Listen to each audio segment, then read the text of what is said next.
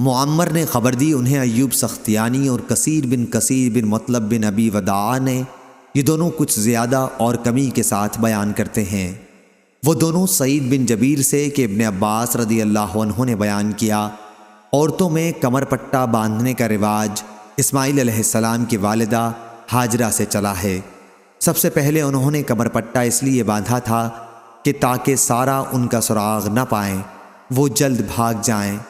پھر انہیں اور ان کے بیٹے اسماعیل کو ابراہیم علیہ السلام ساتھ لے کر مکے میں آئے۔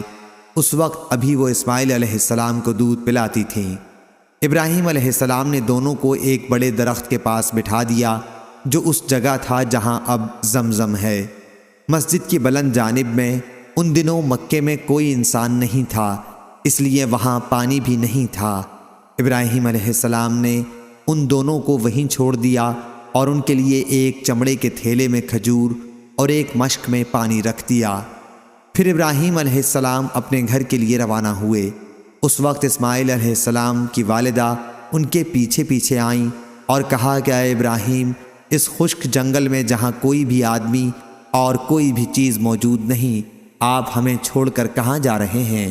انہوں نے کئی دفعہ اس بات کو دہرایا، لیکن ابراہیم علیہ السلام ان کی طرف دیکھتے نہیں تھے۔ آخر ہاجرہ نے پوچھا، کیا اللہ تعالیٰ نے آپ کو اس کا حکم دیا ہے؟ ابراہیم علیہ السلام نے فرمایا کہ ہاں۔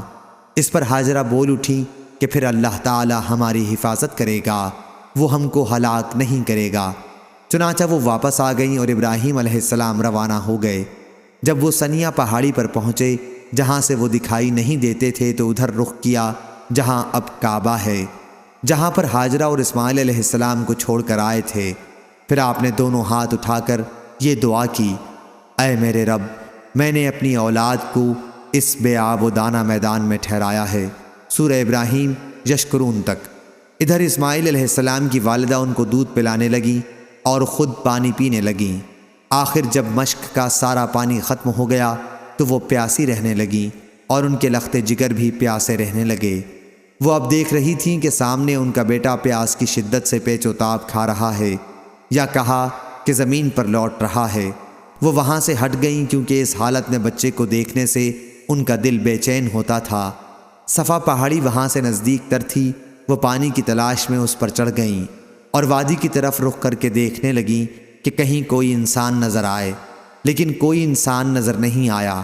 وہ صفا سے اتر گئیں اور جب وادی میں پہنچی تو اپنا دامن اٹھا لیا تاکہ دوڑتے وقت نہ الجھیں، اور کسی پریشان حال کی طرح دوڑنے لگیں۔ پھر وادی سے نکل کر مروہ پہاڑی پر آئیں اور اس پر کھڑی ہو کر دیکھنے لگیں کہ کہیں کوئی انسان نظر آئے، لیکن کوئی نظر نہیں آیا۔ اس طرح انہوں نے 7 چکر لگائے۔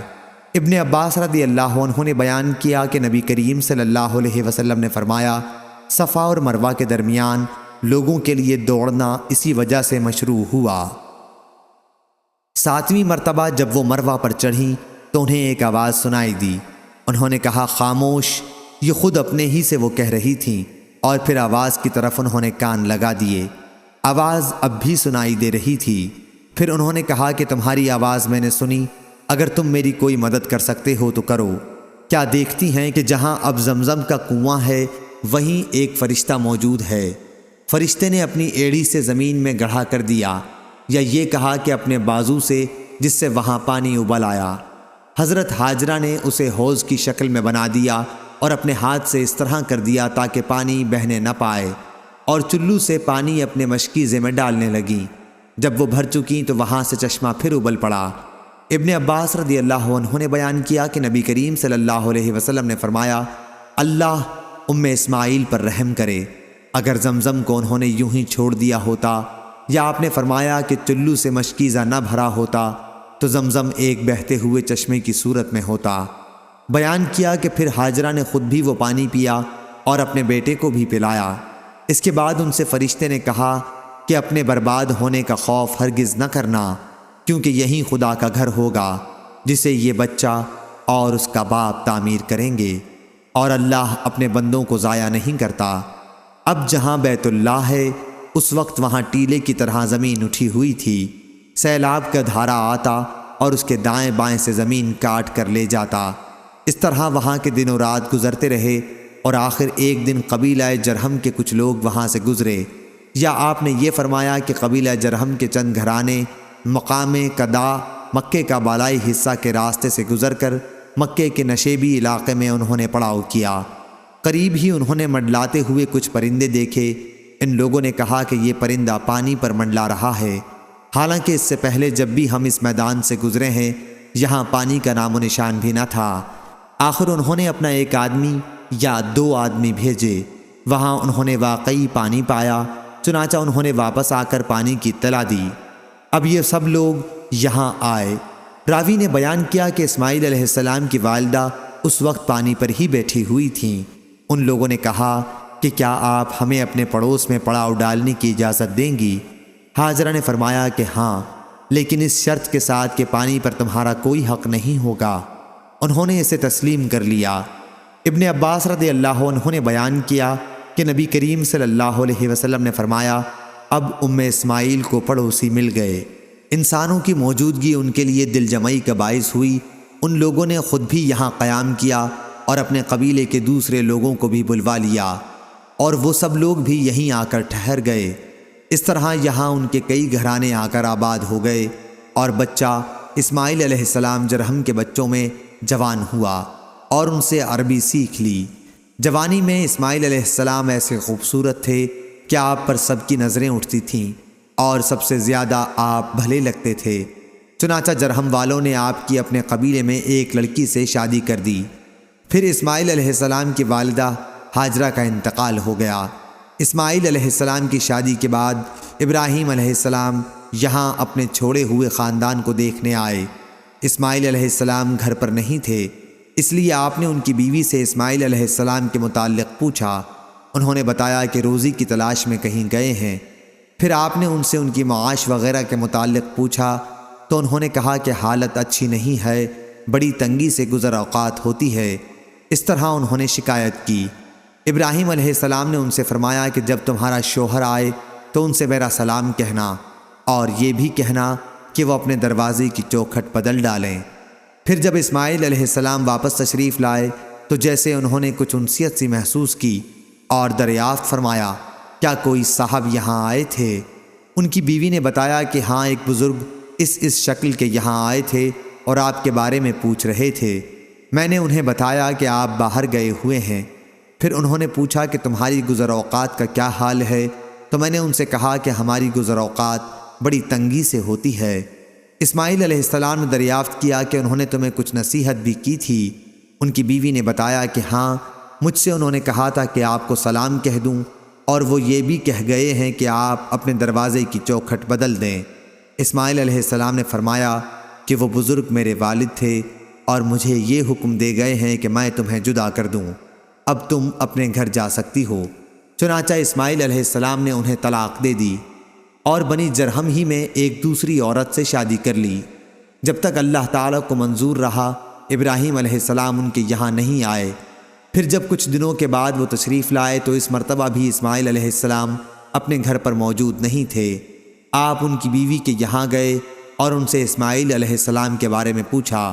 انہوں نے بتایا کہ ہمارے لیے روزی تلاش کرنے گئے ہیں۔ ابراہیم علیہ السلام نے پوچھا کہ تم لوگوں کا حال کیسا ہے؟ آپ نے ان کی گزر بسر اور دوسرے حالات کے متعلق پوچھا۔ انہوں نے بتایا کہ ہمارا حال بہت اچھا ہے، بڑی فراخی ہے۔ انہوں نے اس کے لیے اللہ کی تعریف و ثنا کی۔ ابراہیم علیہ السلام نے دریافت فرمایا کہ تم لوگ کھاتے کیا ہو؟ انہوں نے بتایا کہ گوشت۔ آپ نے دریافت فرمایا کہ پیتے کیا ہو؟ بتایا کہ پانی۔ ابراہیم علیہ السلام نے ان کے لیے دعا کی، اے اللہ، ان کے گوشت اور پانی میں برکت نازل فرما۔ حضرت صلی اللہ علیہ وسلم نے فرمایا کہ ان دنوں انہیں اناج میسر نہیں تھا، اگر اناج بھی ان کے کھانے میں شامل ہوتا تو ضرور آپ اس میں بھی برکت کی دعا کرتے۔ صرف گوشت اور پانی کی خوراک میں ہمیشہ گزارا کرنا مکے کے سوا اور کسی زمین پر بھی موافق نہیں پڑتا۔ ابراہیم علیہ السلام نے جاتے ہوئے اس سے فرمایا کہ جب تمہارے شوہر واپس آ جائیں تو ان سے میرا سلام کہنا اور ان سے کہہ دینا کہ وہ اپنے دروازے کی چوکھٹ کو باقی رکھیں۔ جب اسماعیل علیہ السلام تشریف لائے تو پوچھا کہ کیا یہاں کوئی آیا تھا؟ انہوں نے بتایا کہ جی ہاں، ایک بزرگ بڑی اچھی شکل و صورت کے آئے تھے۔ بیوی نے آنے والے بزرگ کی تعریف کی، پھر انہوں نے مجھ سے آپ کے متعلق پوچھا کہ کہاں ہیں، اور میں نے بتا دیا۔ پھر انہوں نے پوچھا کہ تمہاری گزر بسر کا کیا حال ہے، تو میں نے بتایا کہ ہم اچھی حالت میں ہیں۔ اسماعیل علیہ السلام نے دریافت فرمایا کہ کیا انہوں نے تمہیں کوئی وصیت بھی کی تھی؟ انہوں نے کہا جی ہاں، انہوں نے آپ کو سلام کہا تھا اور حکم دیا تھا کہ اپنے دروازے کی چوکھٹ باقی رکھیں۔ اسماعیل علیہ السلام نے فرمایا کہ یہ بزرگ میرے والد تھے، چوکھٹ تم ہو، اور آپ مجھے حکم دے گئے ہیں کہ میں تمہیں اپنے ساتھ رکھوں۔ پھر جتنے دنوں اللہ تعالیٰ کو منظور رہا کے بعد ابراہیم علیہ السلام ان کے یہاں تشریف لائے تو دیکھا کہ اسماعیل زمزم کے قریب ایک بڑے درخت کے سائے میں، جہاں ابراہیم انہیں چھوڑ گئے تھے، اپنے تیر بنا رہے ہیں۔ جب اسماعیل علیہ السلام نے ابراہیم کو دیکھا تو ان کی طرف کھڑے ہو گئے، اور جس طرح ایک باپ اپنے بیٹے کے ساتھ اور بیٹا اپنے باپ کے ساتھ محبت کرتا ہے، وہی طرز عمل ان دونوں نے بھی ایک دوسرے کے ساتھ اختیار کیا۔ پھر ابراہیم علیہ السلام نے فرمایا اسماعیل، اللہ نے مجھے ایک حکم دیا ہے۔ اسماعیل علیہ السلام نے عرض کیا آپ کے رب نے جو حکم آپ کو دیا ہے آپ اسے ضرور پورا کریں۔ انہوں نے فرمایا اور تم بھی میری مدد کر سکو گے؟ عرض کیا کہ میں آپ کی مدد کروں گا۔ فرمایا کہ اللہ تعالیٰ نے مجھے حکم دیا ہے کہ اسی مقام پر اللہ کا ایک گھر بناؤں، اور آپ نے ایک اور اونچی ٹیلے کی طرف اشارہ کیا کہ اس کے چاروں طرف۔ حضور صلی اللہ علیہ وسلم نے فرمایا کہ اس وقت ان دونوں نے بیت اللہ کی بنیاد پر عمارت کی تعمیر شروع کی۔ اسماعیل علیہ السلام پتھر اٹھا اٹھا کر لاتے اور ابراہیم تعمیر کرتے جاتے تھے۔ جب دیواریں بلند ہو گئیں تو اسماعیل یہ پتھر لائے اور ابراہیم علیہ السلام کے لیے اسے رکھ دیا۔ اب ابراہیم علیہ السلام اس پتھر پر کھڑے ہو کر تعمیر کرنے لگے۔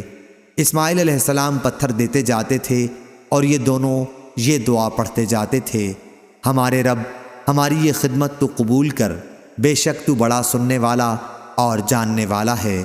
فرمایا کہ دونوں تعمیر کرتے رہے اور بیت اللہ کے چاروں طرف گھوم گھوم کر یہ دعا پڑھتے رہے، اے ہمارے رب ہماری طرف سے یہ خدمت قبول فرما، بے شک تو بڑا سننے والا بہت جاننے والا ہے۔